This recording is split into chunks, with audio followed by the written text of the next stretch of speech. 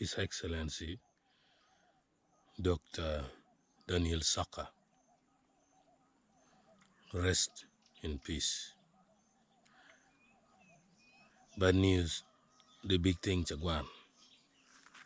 Well, enemy Uberutama come atop Dr. Daniel Saka. Kachido to ada kita dong tekere ni. Daniel Saka were the first political activist in northern Uganda.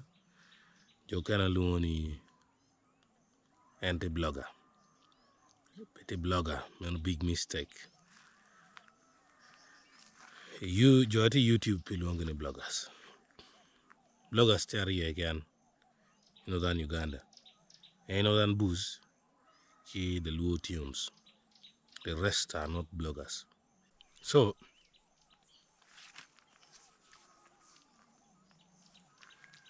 Genma Aneron is the biggest lesson I've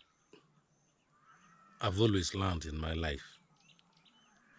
And I always try to avoid publicizing your enemies or your differences with other people.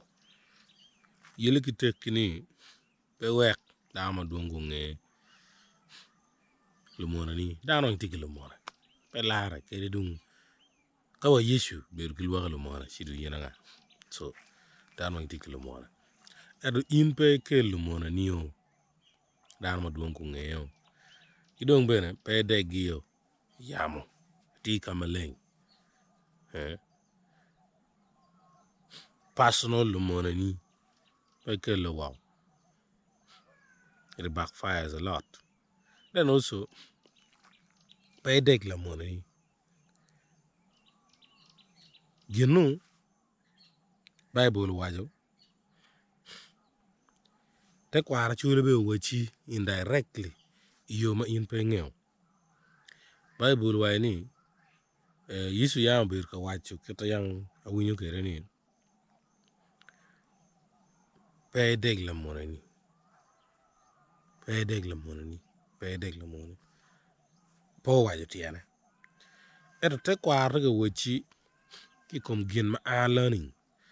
Makaluni bulke. Bulke ya chuli kit maka yobo kere. Man pene leba rajba. Aronate wacho kom leba chule ye. Wak pedago yela ke explaining. Ni gine. Bulke le ya chuli.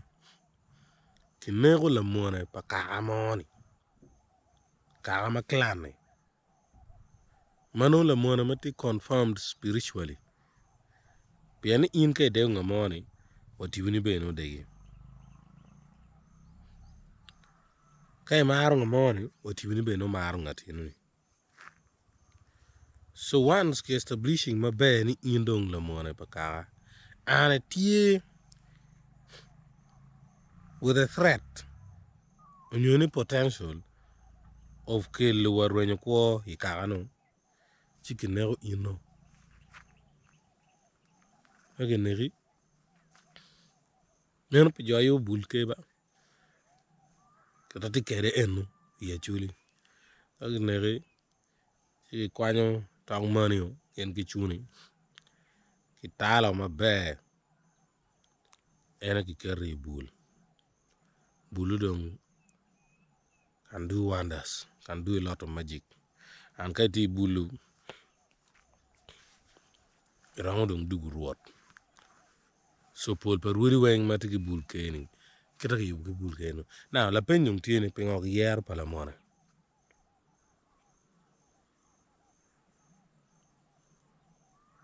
La game koni ram konya kere comment. Kere ram be kone. Then the same question also can apply to real life and situation related to the passing away of Daniel Saka. And I ni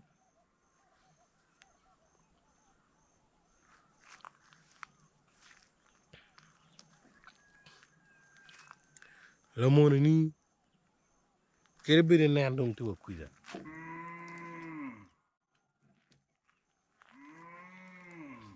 nyo kere ba kwene kachi unti mona da ma inde dego na yo en ngeo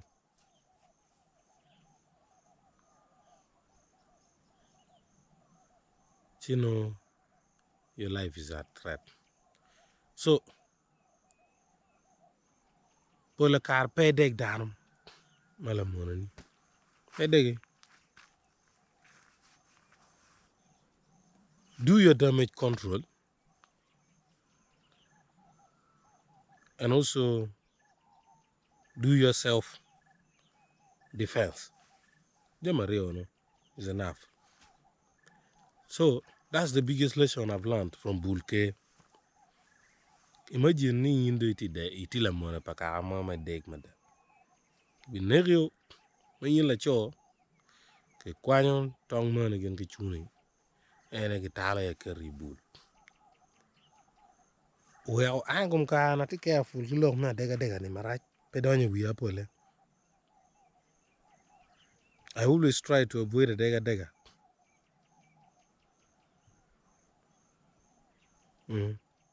Gineidung is my biggest lesson ever since I came to realize yang Mona karbiru gen makonya pedo. Idan wang down ting bal. Chalo wan gimagu, for example, what is a court case magu? Magid more dor nguna. And then you want to show any ticket channel. Somebody misadvised you and you're worried. You think everything is political because you need a politician and you go and take somebody to court. Ngura mayimbe, you well know. Unless law am your chamuchino nichino misadvising in John Balgipe. You know it. So you know ni penny and ma chill were ke wow. Jim Mogo Conyo advocacy Mogo. Penny and ma chill were ke wow with some other issues going in the background. Most of them we have gone through a lot. And then me and what Daniel Soccer or Daniel Machiel will come comments Maraj. Comment Maraj is there and it will always be there. It will always be there. But Kachal YouTube, you always have the power. A YouTube manager, around deleting content, Kalibira to around reporting, work blocking, you're wrong choosing. Milo or comment no forever. Pidanwing, you're wrong ignoring. You're wrong replying with the guideline.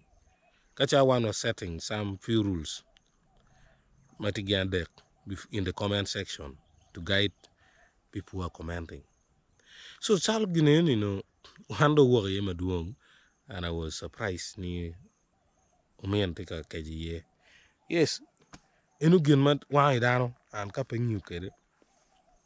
Mugamu kida mada mawakale maraj.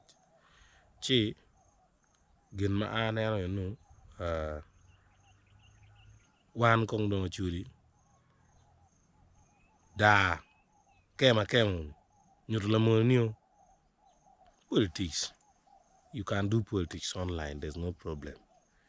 Ngogi, you bring what you think. The best way to do politics is to bring why you think your candidate is better than the other one. Why you think me Boy Wine is better than Museveni, or why you think Museveni is better than Boy Wine. That is the best way to do politics. But when you start looking at the faults of the opponent, start digging at Kinpa opponent, Marejo, that's where politics go dirty. Oh, that is. And a poor madam attack. Put annoying Laba, who got to Daniel Saka, a Kabiru, a Guch. Poor.